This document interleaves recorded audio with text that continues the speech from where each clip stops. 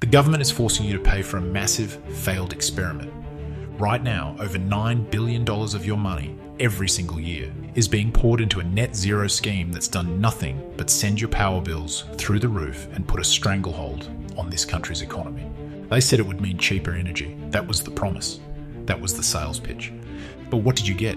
Blackouts, soaring bills, businesses folding, pensioners choosing between heating and groceries. And all the while, the politicians smile and call it progress. This isn't about the environment. Don't fall for that spin. This is about a political agenda. One that's been shoved into Australian policy without care, without accountability, and without a shred of common sense. They've chosen ideology over evidence. And you, the taxpayer, the worker, the small business owner, you're left footing the bill. So the question is, where is all that money actually going? The answer is shocking. A new report has revealed the Albanese government is throwing more than $9 billion a year at so-called climate targets. That's $25 million a day, not on hospitals, not on schools, not on fixing roads or helping small businesses. It's being funneled into a green energy agenda that isn't working. But here's what they don't tell you. This isn't just government spending in some far-off spreadsheet. This is a direct hit on your budget. It shows up in the hidden taxes you never see, in subsidies that go to wind and solar companies, not to you, in policy costs added to your power bill by stealth. It's even in your superannuation, where funds are pressured to invest in green projects instead of delivering solid, long-term returns. It's a quiet siphoning of your wealth, a tax by another name. And what do you get in return? Unreliable energy, power that cuts out when you need it most. And a system so fragile, a cloudy day or still night can bring it crashing down. Every time you open a bill and feel that punch in the gut, every time you tighten the belt to cover rising costs, remember this: billions of tax dollars are being spent on a technology that can't deliver, while you're left to carry the burden. They are spending your money on a fantasy. And once again, it's hard-working Australians, the people who built this country, who are left to pay the price.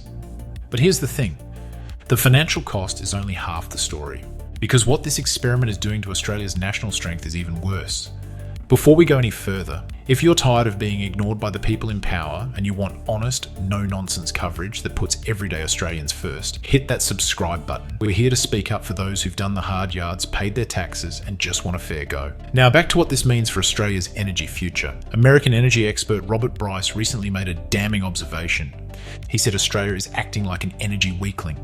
And I look at Australia and I'm just completely baffled. Australia, as I wrote in that piece, and the Australian is an energy superpower, but you act like an energy weakling.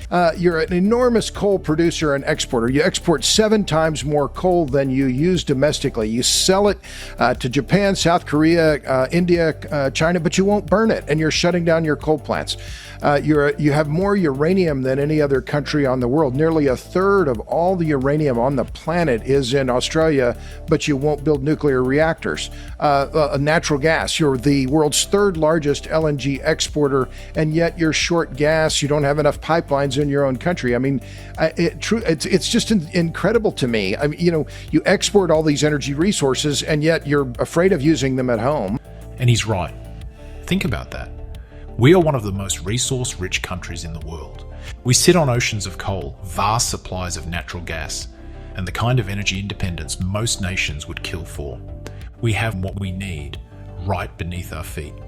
And yet, our leaders are telling us to throw it all away, to shut down coal plants, to cripple gas production, to pretend that wind and solar, by themselves, will power a nation of 26 million people and an industrial economy. It's not just unrealistic. It's a complete rejection of common sense. Worse still, this isn't just about economics. This is about national strength. Because a country that can't keep the lights on, a country that can't run its factories, its hospitals, or even its traffic lights, is not a strong country. It's a vulnerable one, a dependent one. And that's exactly what we're becoming. We are weakening ourselves. Not by force, not by invasion, but by choice. By turning our backs on the resources that built this country and embracing an energy policy written in ivory towers, not out in the real world. And all for what? So if this plan is making us poorer at home and weaker abroad, why are they pushing it so hard? The answer is simple. This experiment was never designed to succeed. It was sold to us as a plan for cheaper power. They told us renewables would mean lower bills, cleaner energy, and a stronger economy. But look at what's really happened. Power bills are breaking household budgets. Small businesses are buckling under rising costs. And regional communities, the backbone of this nation, are being told to just transition, while industries that supported them for generations are quietly dismantled. And yet, despite all of this, Anthony Albanese is doubling down. In a recent speech at the National Press Club, the Prime Minister stood there and confidently recommitted to his 43% emissions reduction target by 2030 and net zero by 2050. We've legislated our 43% emissions reduction target by 2030 and our commitment to net zero by 2050. We are delivering our energy policy.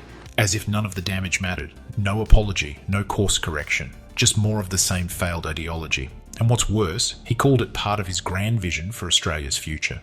But here's the truth. There is nothing grand about crippling our industries, raising the cost of living, and leaving working Australians behind. This isn't about securing our future. It's about chasing international applause and media headlines, while real people in the real world are left to deal with the consequences. For retirees trying to live off their savings, for small business owners trying to keep the lights on, for workers in coal towns watching their jobs vanish, this is betrayal dressed up as progress. They're not interested in outcomes. They're not interested in common sense. They are pushing ahead with a policy that's already failing because they don't have to live with the results. You do. This isn't just a mistake. This is the system turning its back on the very people who built this country. The net zero agenda is costing the country billions. It's turning one of the most resource-rich nations on earth into an energy weakling, and it has completely failed to deliver on even the most basic promise it made, to bring your power bills down. This is not just poor governance. It's not just mismanagement. This is a betrayal. It's yet another example of a political class and a media machine that has completely abandoned everyday Australians. They're not interested in your cost of living. They don't care about your retirement security, your business, your community, or your future. They'll tell you to tighten your belt while they waste billions on virtue signals and international backpatting. And meanwhile, you're left asking, what happened to common sense? What happened to putting Australians first? Because the truth is, we used to believe in something better. The Australian dream wasn't just an idea. It was a way of life, built on hard work, personal responsibility, and making the most of what we have.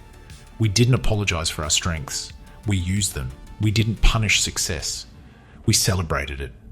But this plan, this net zero agenda, it throws all of that in the bin. It punishes the people who play by the rules. It sacrifices our prosperity for someone else's ideology.